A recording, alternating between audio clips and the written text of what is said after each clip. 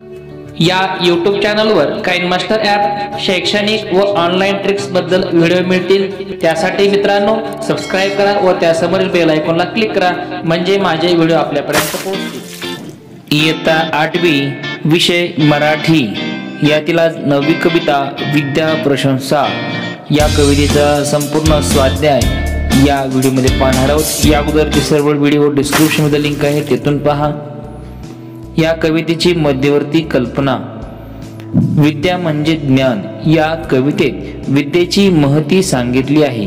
विद्येसारखा मित्र नाही, सर्व दुःखे दूर करण्याची ताकद विद्येमध्ये असते, म्हणून विद्या देवीची सतत आराधना करावी असा संदेश कवींनी या कवितेत गंभीर व उदात्त शब्दात दिला आहे।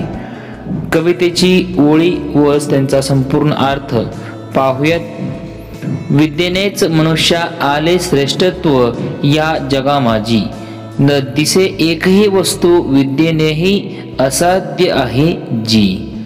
या ओळी आहेत, या ओळींचा अर्थ पाहूयात। विद्येची थोरवी सांगताना कवी म्हणतात, या जगामध्ये माणसाला विद्येमुळेच इतर प्राण्यांपेक्षा श्रेष्ठत्व लाभले आहे। जी विद्येमुळे प्राप्त होत नाही अशी गोष्ट जगामध्ये नाही। विद्येमुळे मनुष्याला कोणतीही गोष्ट मिळू शकते। देऊनी किंवा भोगुनी उणे न होता सदैव वाढत असे, ऐसे एकच विद्याधन अद्भुत गुण न हा दुजांत वसे। दुसऱ्या या ओळी आहेत, अर्थ पाहूया। ज्ञान किंवा विद्या ही अशी गोष्ट आहे की जी दुसऱ्याला दिल्याने किंवा स्वतः उपभोगल्यामुळे कधीही वजा होत नाही, उलट ती सतत वाढत राहते। विद्या ही अक्षय आहे, अशी एकच विद्या संपत्ती आहे, तिच्यामध्ये असलेला हा अजब विलक्षण गुण दुसऱ्या कुठल्याच गोष्टीत नाही। पुढच्या ओळी पाहूयात। नानाविध रत्नांची कनकांची असती भूषणे फार, परी विद्या सम एकही शोभादायक नसे अलंकार। या ओळींचा अर्थ पाहूयात। जगामध्ये तवे तऱ्हेचे निरनिराळे बेसुमार असे रत्ने आहेत, हिरे माणके मोती व सोने यांचे अलंकार आहेत, पण विद्येसारखा शोभिवंत अलंकार एकही नाही। विद्या अलंकार हा असा एकमेव अद्वितीय असा अलंकार आहे, तो म्हणजे विद्या। पुढच्या ओळी, या साऱ्या भोवनी हितकर वियेसारखा सखा नाही, अनुकूळ जी जयाला नित्य तयाला उणे नसे काही। या ओळी आहेत, या ओळींचा अर्थ पाहूयात। या सर्व पृथ्वीतलावर सर्व जगात विद्येसारखा कल्याणकारी व शुभचिंतक मित्र मिळणार नाही। ज्याला विद्या अनुकूल आहे, वश आहे, त्याला नेहमी कशाचीही कमतरता भासत नाही। या ठिकाणी असे सुंदर असं वर्णन या कवीने केलेले आहे। पुढच्या ओळी पाहूयात। गुरुपरी उपदेश करी संकट समयी उपाही सुचवी, चिंतित फळ देऊन या कल्पतरुपरी मनोरथा पूर्वी। अर्थ पाहूयात। विद्या ही गुरुप्रमाणे उपदेश करते, संकटात मार्ग दाखवते, संकट कसे निवारण करायचे याचे उपाय सुचवते। कल्पतरू जसा तुम्ही इच्छिलेले फळ देतो, यशदायी ठरतो, त्या कल्पतरूप्रमाणे विद्या ही तुमची मनोकामना पूर्ण करत असते। पुढच्या ओळी पाहूयात। या परी सकल सुखे जी देई, दुःखे समस्त जीवारी, त्या विद्ये देविते अनन्य भावे सदा बजा भारी।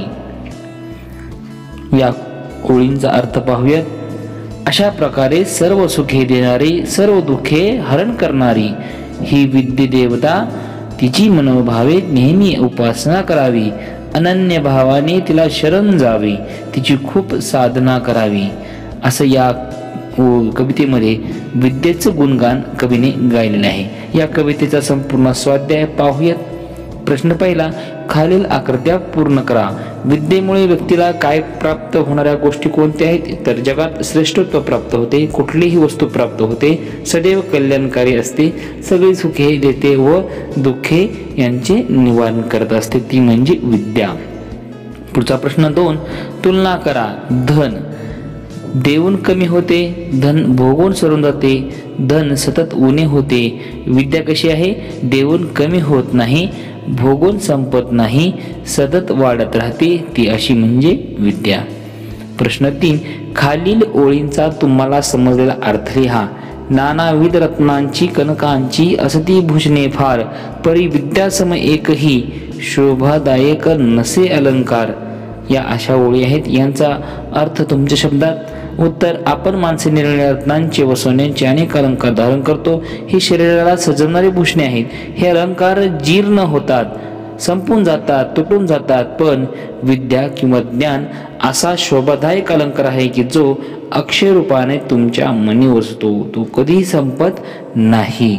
तर विद्यार्थी मित्रांनो, या कवितेचा स्वाध्याय अशा प्रकारे होता. असेच नवनवीन स्वाध्याय पाहण्यासाठी या चॅनलला सबस्क्राईब करा आणि असेच स्वाध्याय पाहत राहा.